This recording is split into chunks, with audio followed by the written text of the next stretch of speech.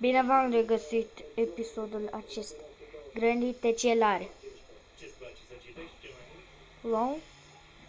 Am luat ranga de la crowbarul și niște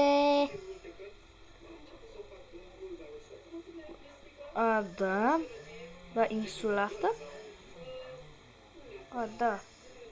Am luat niște aici și aruncat. Ne-a aruncat mie. Da. Da, trebuie să plec. Am plecat la insula. Gata, a plecat. Băi! Ce faci aici asta? Da. Insula este mine. Acolo e rip. E bun. Hai să mă duc aici. Nu, pe aici. Pe aici.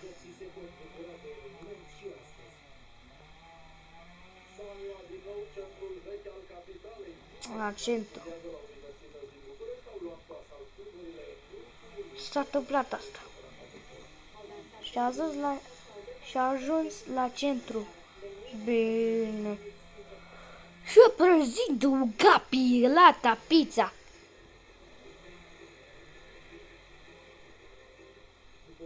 Mi-a făcut o băgată să dau în cap. De lire. Dacă a făcut. Da.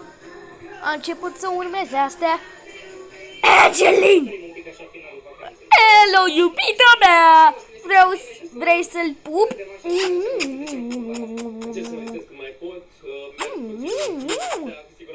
Bă! Angelin? A început să urmeze. Păi de capul meu. Mă doare capul. Mă doare. Cheia mea!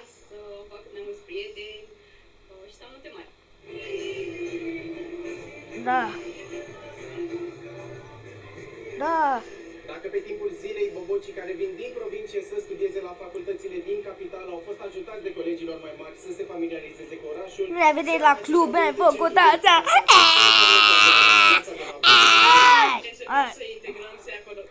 Bine, telegramul al 2 minute. E 3 minute. 3 de pe video.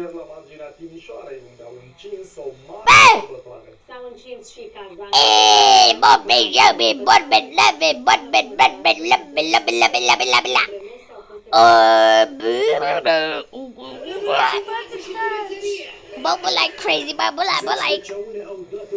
Yeah, Angelina. No. Angelina.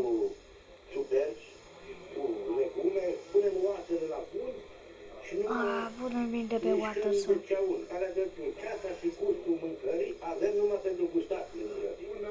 Hai, l-am de pe Waterson. O secundă, stați.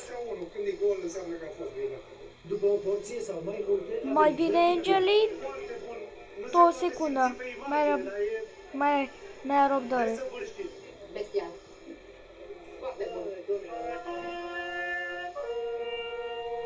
Poveștile vânătorești au fost sarea și piperul întâlnirii. Ieri până în stânga, un pușcalau, pac, trag, lângă celălalt, fazan sus, pac, trag, Poftim! trag. S-a dus Angelin, prieten. Când le-am îngrivat, cea mai mult timp să încarc arma? Orice vânătoare are... Angelin, stai! Nu pleca! Nu pare, că vara face oricine baie. Și tu pierzi câinele, vii mâine și o găsești. Vorbele vânătorești 90% sunt minciuni. Atât avea Final. atât avea capul, Invincibilă! Unii sunt superstițioși, dacă îi spui să ai noroc... Tentacule! Ai! Spune rândul vânătorilor. Mușca! Trofeele care au stârnit admirația celor care...